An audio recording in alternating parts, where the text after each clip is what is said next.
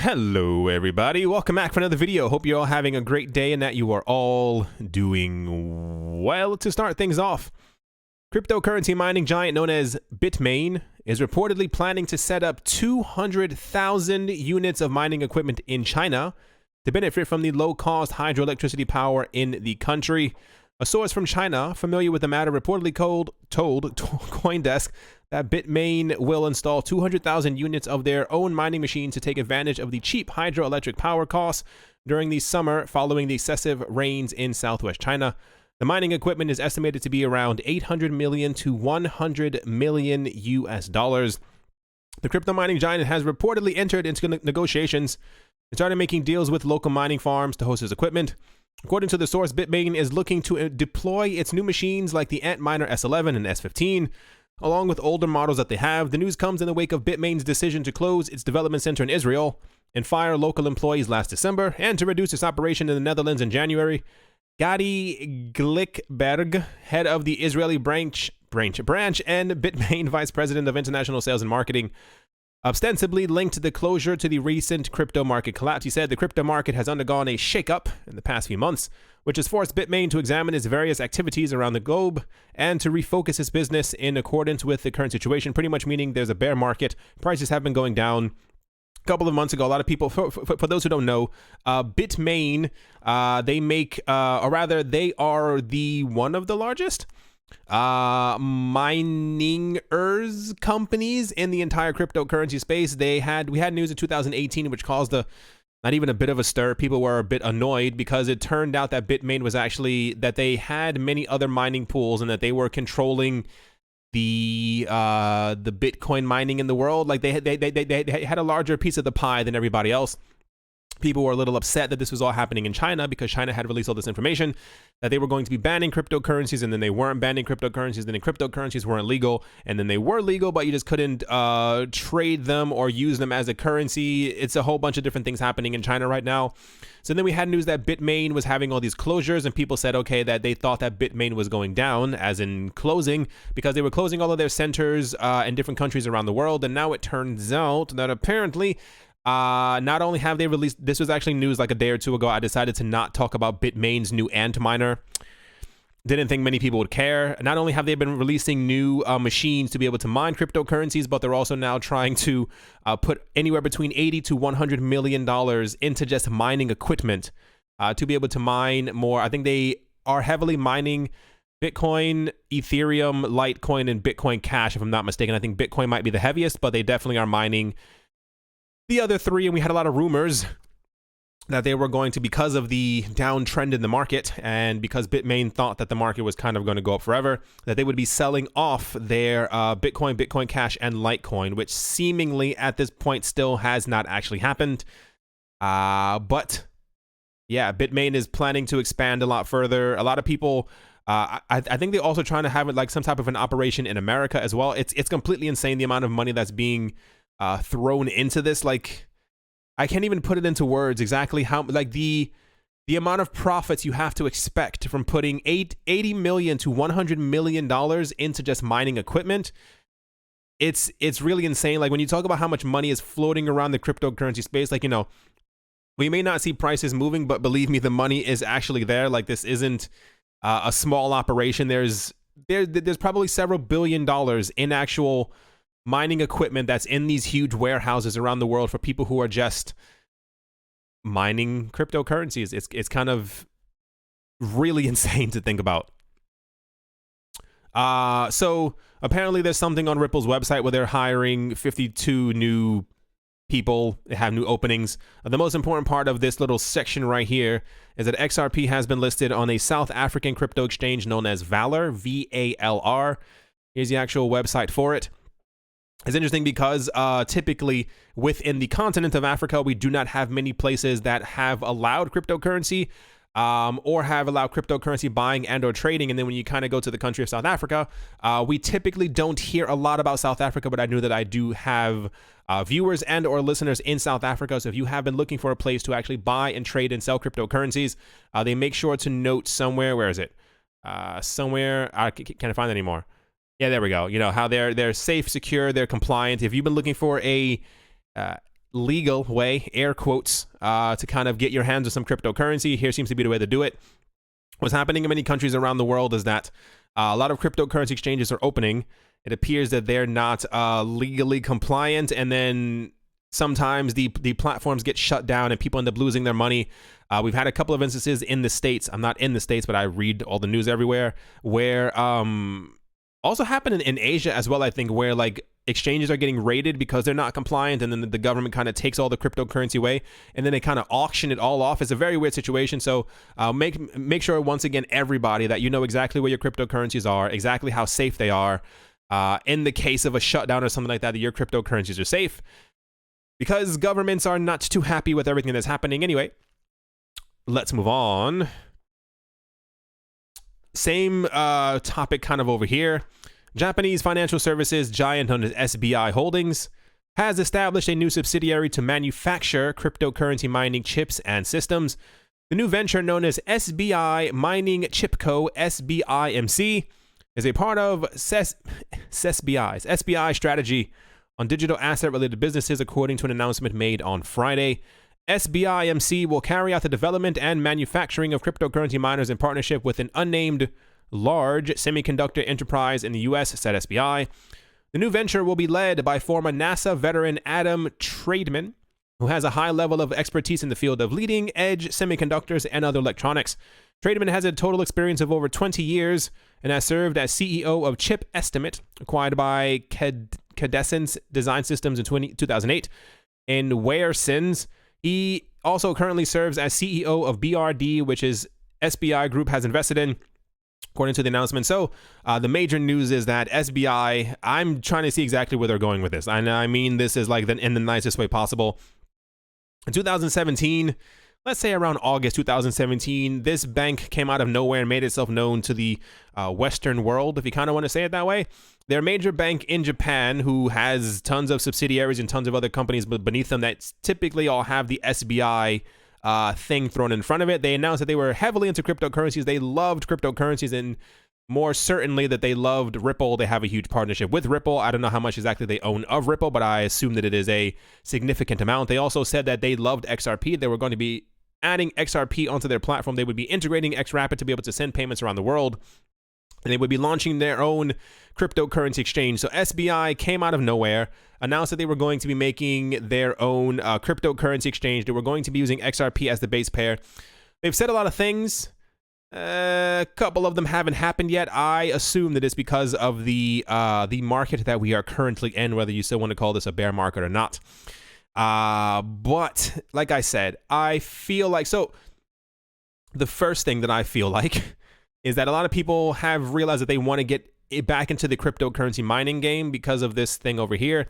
Bitcoin's hash rate has been doing a bit better. We had a situation at the beginning of this year, and I think also at some part in December, where Bitcoin's hash rate had fallen so low, a lot of people were unplugging their systems because at the end of 2018, we were told collectively by the technical analysis people and all the people on CNBC that the market was going to rebound. And then when the market did not rebound, everyone was like, okay, let's unplug our computers because we're not making as much money as we could have from mining Bitcoin or cryptocurrencies. However, as we've gotten closer to the March timeframe, once again, March, the hash rate has gone back up, which is leading a lot of people to believe that the bear market could soon be over because the optimism of getting back into the cryptocurrency space has once again been reignited, and therefore people are turning back on their machines. And also now it's time to get back into, or rather get into the cryptocurrency game, because people are turning back on their machines, and you want to have as much cryptocurrencies as possible in your pocket before the prices actually end up going back up. Not financial advice, but you know exactly what I'm talking about. So now it seems that SBI, this major bank in Japan, is now also trying to get into the cryptocurrency mining game. I'm going to assume it is probably going to be Bitcoin, Ethereum, maybe some Litecoin as well. We typically don't hear about Litecoin associated with Japan. It's usually XRP, but as you cannot mine XRP, I assume that they're trying to get as much money as possible. When I watch documentaries, when I watch things like, or even not even documentaries, I think I use the word documentaries too light sometimes.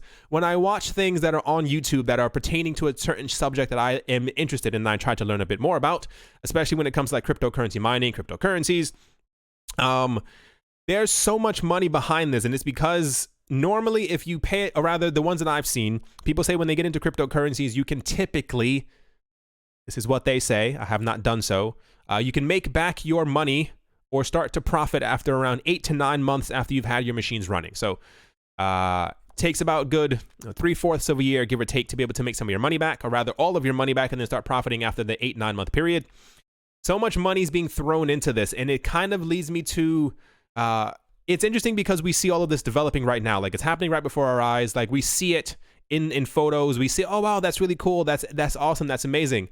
And you don't really understand the scope of exactly what's happening. Like, if Bitmain, which is not a major bank, can rustle up $80 to $100 million to be able to make 200,000 extra, or rather to activate 200,000 extra cryptocurrency mining machines. Imagine for a moment, let's say 10 years from now, not even 2 or 3, 4 years. Imagine the year 2029, same exact dates, you know, same exact hour, or like whatever it might be. And Bitcoin has managed to pass by $250,000 per coin. Let's say Bitcoin is even floating around $400,000 in around 10 years time. The amount of computers that will be running to be able to print and create cryptocurrencies, or Bitcoin, Litecoin, Ethereum, whichever other new coin ends up coming out of left field, and then we also have to start wanting to mine that one as well.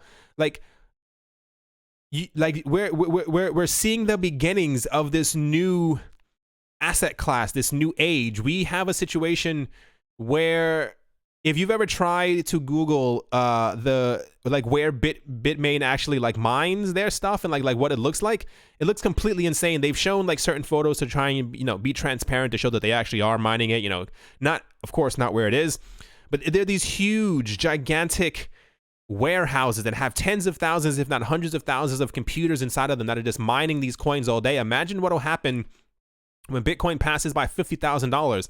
How much, like, you understand what I'm saying? It's this really weird thing that I'm trying to, I guess, understand in my head exactly how far and how deep this is going to go, because it's very easy to see. Like I said, you may hear or read the news, you know, daily when it comes to cryptocurrencies, but I think a large part of it, like, we couldn't see in 2019, or rather in 2017, exactly how far we'd be in 2019. There was nothing that told us we'd have the market go crazy by the end of 2017, that the market would have gone down, that we had all these major names getting into the cryptocurrency space. Like, it's difficult to see a couple of years jumping ahead. Now, imagine if Bitcoin hits $500,000, like how mainstream this is all going to be, how many companies, I mean, logically, if you think about it this way, imagine you have 200,000 machines, and they're essentially printing digital gold. That digital gold that you were printing before ends up coming out to, you know, $500,000 per complete one that you mined. You've now made billions of dollars off of this, and your machines are still running.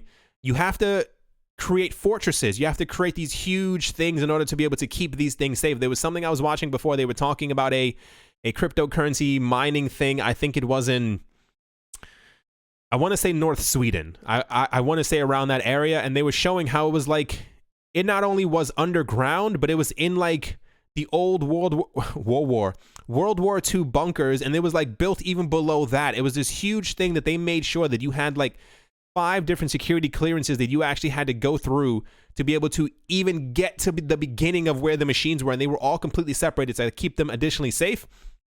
Like, this is the new gold rush. This is the new thing, and we're seeing the beginnings of it, but we can't see exactly how insane this is actually going to be. Like, I don't know. I guess these are just the things that kind of pass through my head when I see the development of the cryptocurrency space. In 2015, there was no instance of, you know, banks openly, like I said before was going to happen, openly talking about that they were going to start mining cryptocurrency. Like, this was a thing that, you know, banks just didn't touch any of this. Like, it was just us. It was just, you know, us shooting stuff back and forth, talking to each other, you know, like how things are going to be, how utopian all this is going to emerge as. And now it's like there's billions of dollars just invested into machines that are used to keep the network safe, but to also keep cryptocurrencies kind of flowing.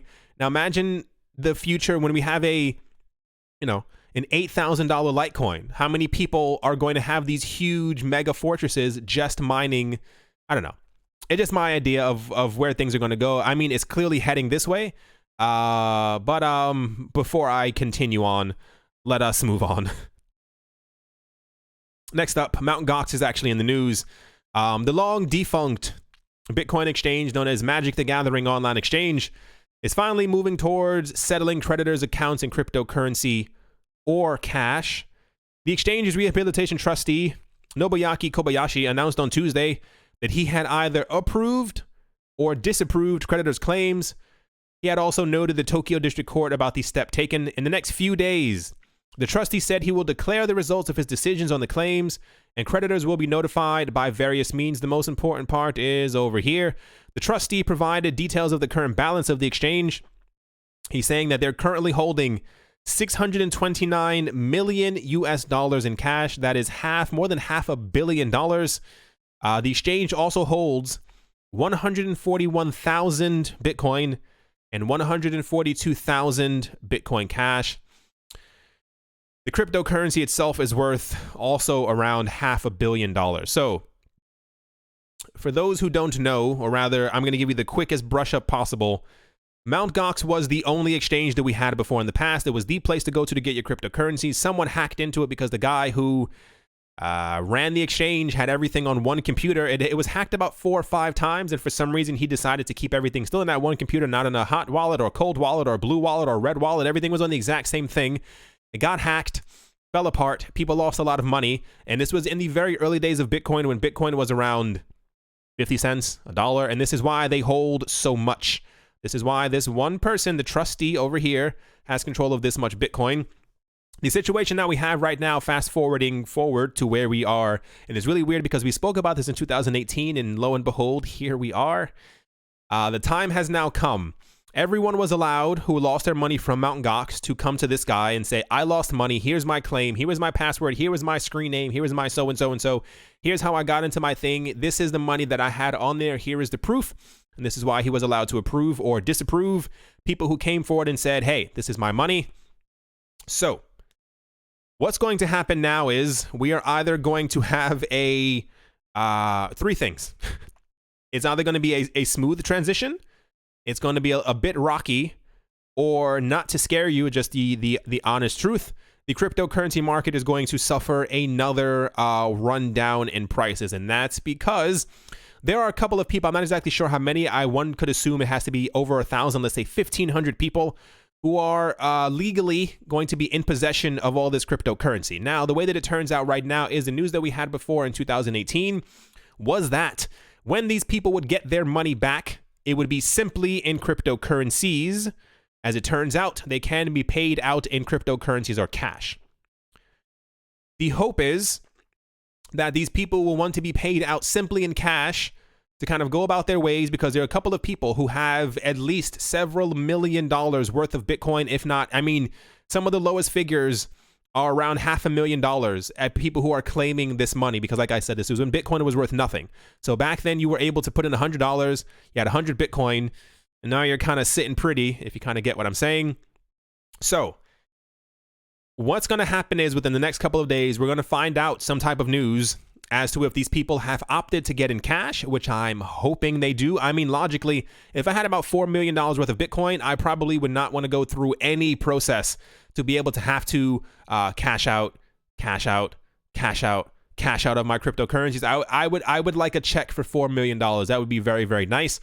However, on the flip side, the possibility now lies in the fact that there may be some people who want their Bitcoin, who want their cryptocurrencies, and they'll kind of cash out this way, keeping in mind that they also, because this all happened before the Bitcoin Cash fork, these people are also going to receive around an equal amount of the amount of Bitcoin Cash that they had in Bitcoin. If these people decide to take their Bitcoin, let's say, for instance, 141,000 Bitcoin is given back to 1,500, rough estimate, people, and they go, I want my cash, and they decide to all sell at the exact same time. Bitcoin has had problems before in the past when people have moved around 10,000 Bitcoin at one time. Bitcoin's price has fallen when people have moved around 15,000 Bitcoin because of speculation that they might be sold off. Imagine when a couple 100,000 people, 100 or 1,000 people have access once again to an enormous portion of the amount of Bitcoin that's out there, and they decide to sell them off all at once. Bitcoin's price would crumble. And the problem is the rest of the cryptocurrency market would as well. I'm hoping that these people decide to take their cash. That would be very, very nice. I have a very strong feeling that there are probably a bunch of people who want to take this money, who want to take their crypto. Let's see exactly how this turns out. Like I said, we were talking about this in 2018, and we finally got to this point. It's very, very weird. Yeah,